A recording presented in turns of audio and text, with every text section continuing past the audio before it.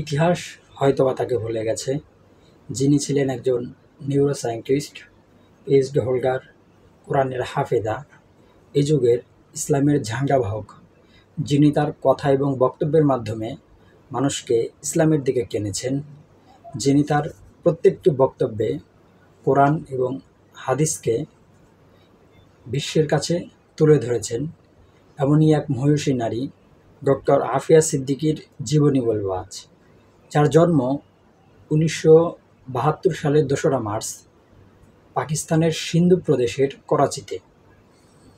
তার পিতা মোহাম্মদ সালাই সিদ্দিকী।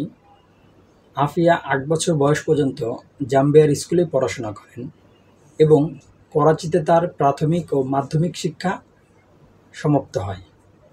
সিদ্দিকী 1990 সালে স্টুডেন্ট ভিসায় মার্কিন যুক্তরাষ্ট্রে চলে আসেন এবং 1995 সালে জীববিজ্ঞানে বিএস করেন এবং পরে তিনি পিএইচডি ডিগ্রি অর্জন করেন।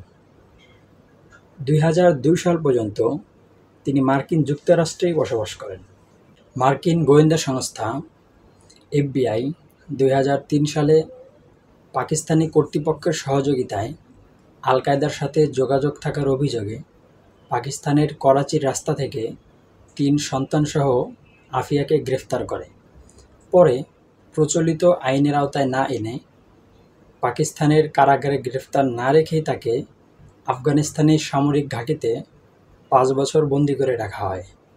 আফগানিস্তানে বন্দি রাখাকালীন তার ওপর অমানবিক নির্যাতন চালানো হয়। বাগরাম কারাগার থেকে মুক্তিপ্রাপ্ত বন্দিরা বলেছেন, নির্যাতনের সময় আফিয়ার আত্মচিৎকার অন্য বন্দীদের সহ্য করাও ছিল কঠিন।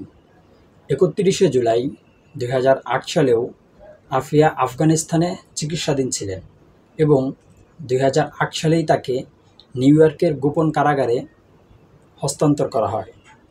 মার্কিন গোয়েন্দা সংস্থা এবং সামরিক কর্মকর্তাকে হত্যাচেষ্টার অভিযোগে 86 বছরের কারাদণ্ড দেওয়া হয় ডক্টর আফিয়া সিদ্দিকীকে।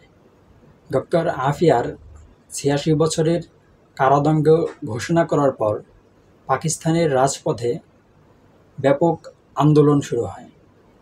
2023 সালে একটি টকশোতে পাকিস্তানের তেহরিকি ইনসাফের চেয়ারম্যান এবং সাবেক ক্রিকেটার ইমরান খান বলেন, আফিয়ার 2 সন্তান ইতিমধ্যেই মার্কিনীদের নির্যাতনে মারা গেছে এবং তিনি আরও দাবি করেন, যারা আফিয়াকে মার্কিন যুক্তরাষ্ট্রের হাতে তুলে দিয়েছে তাদেরকে অবশ্যই বিচারের সম্মুখীন হতে হবে। অনেকেই আফিয়াকে ফিরিয়ে আনার কথা বললেও কেউই পারেনি আফিয়াকে তার পরিবারের কাছে ফিরিয়ে দিতে।